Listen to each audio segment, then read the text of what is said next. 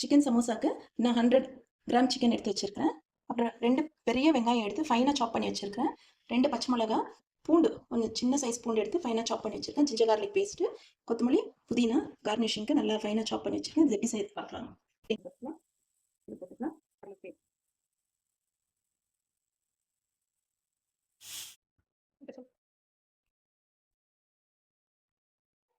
புதினா, கொத்தமல்லி போட்டுக்கலாம். நம்ம சிக்கன் ஃபில்லிங்ஸ் ரெடி ஆயிடுச்சு. சமோசா ஃபில் பண்ணிடலாம்.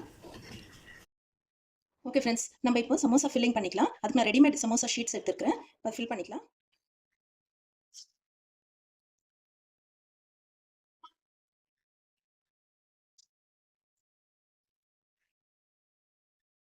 இதே மாதிரி நம்ம எல்லா ஷீட்ஸும் செஞ்சு எடுத்துக்கலாம்.